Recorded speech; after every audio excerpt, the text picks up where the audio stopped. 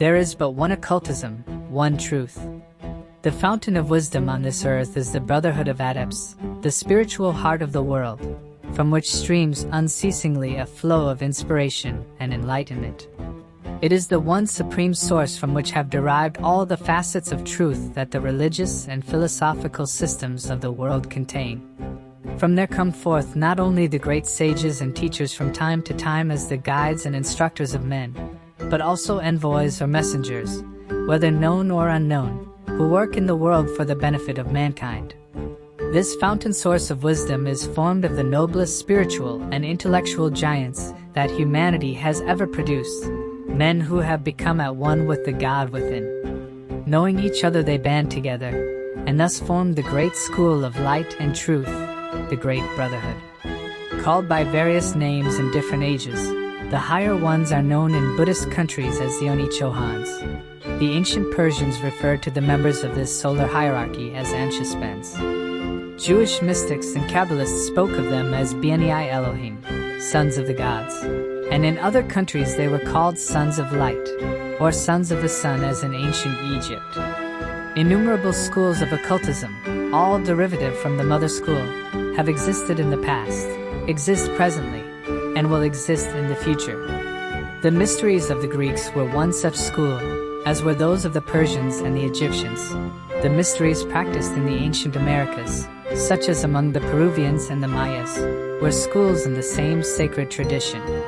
Both the Lamism of Tibet and the Vedanta of Hindustan are essentially schools of occultism, although they are also systems of exoteric philosophy. The Rosicrucians of the medieval ages were originally a mystic theosophic and quasi-esoteric body, and the Martinists of France, existing even today, form one of the occultistic schools. Then there are the so-called alchemical bodies, whether in India, Asia Minor, or in Europe, whose adherents, while possessing a modicum of spiritual aspiration, nevertheless yearn even more for powers or phenomena. There are, moreover, in the Orient a number of quasi-occult groups, some larger, some smaller, which study in their own way the different remnants of mystical literature which past ages have brought into being in those countries. In Persia, Egypt, Syria, and in parts of Turkey, similar bodies exist, often very exclusive, and usually nothing is heard of them. All such associations, in every country and every age, do a certain good work in their way in proportion to the amount of the ancient wisdom that they teach. But such truth as they do impart is too often seen through the distorting mental prisms of those who have wandered from the fountain source. Only as they pass on faithfully the splendor originally received from the mother school can they rightly be called schools of occultism. It may be added that there are in the world at the present time, in every one of the great continental masses, a few, a very few, genuinely esoteric schools connected with the Brotherhood. A few intuitive scholars have suspected the existence of esoteric teachings in the archaic mystery schools, but these have never yet been found in a coherent body.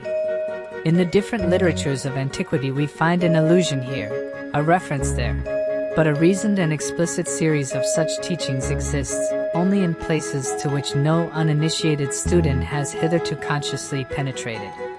In recording the deeper truths for later generations, the ancient sages and seers adopted the use of metaphor or figures of speech, often in fantastic and curious tales, legends, fairy stories, mythological romances.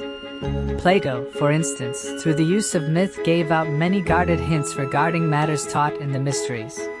But because he himself knew what he was about and had received permission to do this, and did it under the cloak of metaphor, it was not a violation either of the letter or of the spirit of his oath.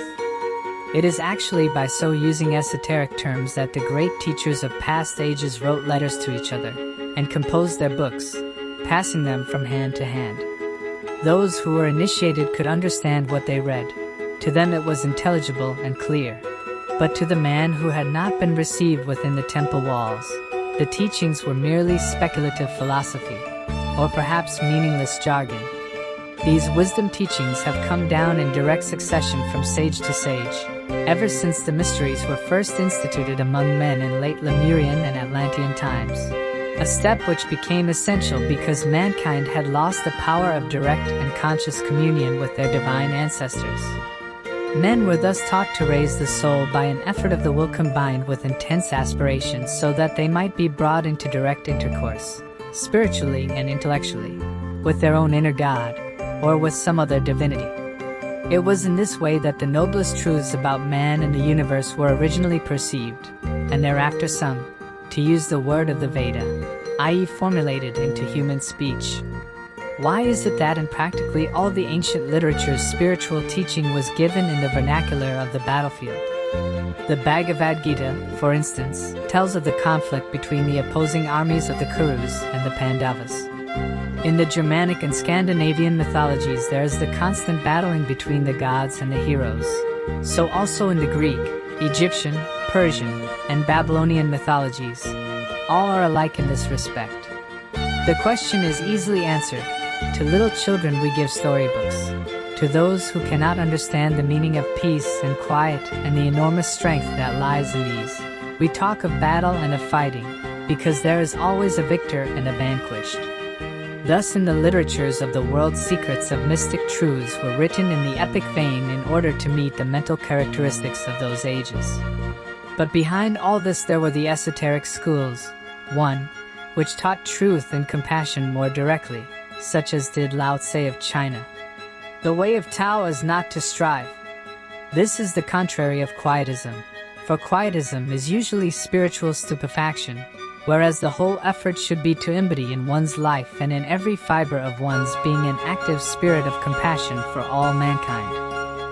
Just as the original esoteric bodies became the great religious and philosophical schools of the past, just so the present Theosophical movement was intended to be the spiritual intellectual nursery from which will be born the great philosophical and religious and scientific systems of future ages. Indeed, the heart of the civilizations of the coming cycles. In every important age, Theosophical movements in various parts of the globe have been founded. A few succeeded. Most of them lived for a while, did some good, achieved a certain amount of the work that was to be done, and then failed, becoming a church, a sect, a dogmatic set of beliefs. Such periodic efforts to instill into men's hearts the ageless verities will continue throughout future time, until human beings shall have so evolved that they will welcome light when it comes, and will honor it as the most precious gift that they have. Thus it was that in 1875 two men of Buddha-like soul took upon their shoulders the challenge of making themselves karmically responsible in a sense for the sending out of a new message which, by the force of its innate vigor and the persuasive power of its truths, would induce men to think. From then on science began to have stirrings of new ideas. Fresh impulses were injected into the thought atmosphere of the world and, not least, the ideal of working toward an eventual universal brotherhood among all peoples took firm hold. The chief objective was to have these ancient spiritual principles work as a leaven in human thought, in the religious and philosophical strata and, ultimately, in the social structure itself. H.P.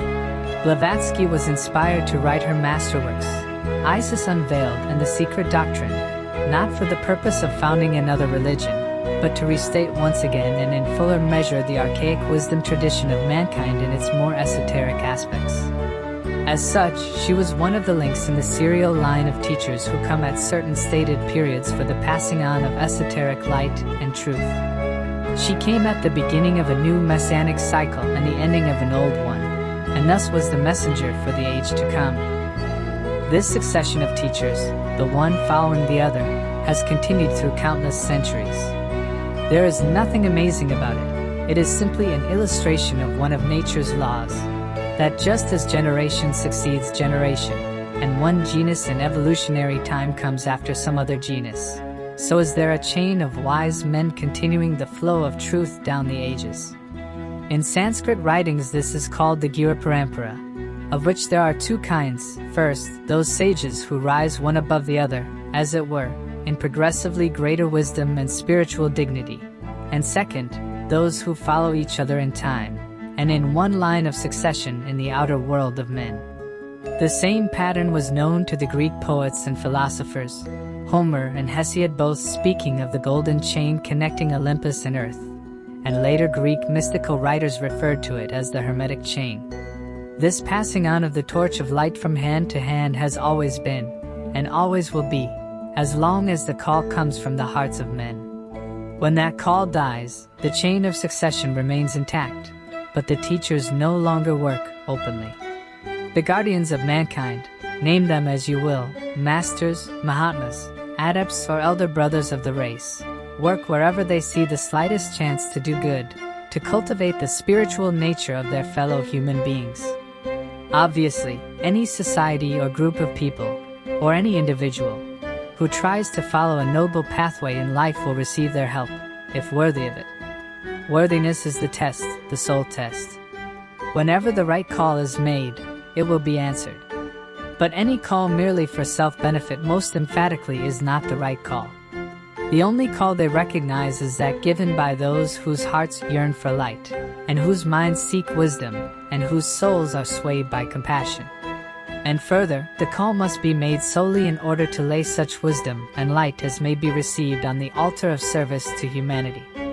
There is not a single earnest heartbeat that remains unanswered, not a single soul aspiration to help that is not faithfully registered. Thus is the Brotherhood of Adepts the guardian and custodian of the primeval wisdom, whose members are sworn to preserve it in secrecy and in silence until someone knocks at the portals with the right knock. They in turn receive light from others higher than they, and so on forever is this Theosophia, the wisdom of the gods, transmitted to men along the golden chain of Mercury, the interpreter.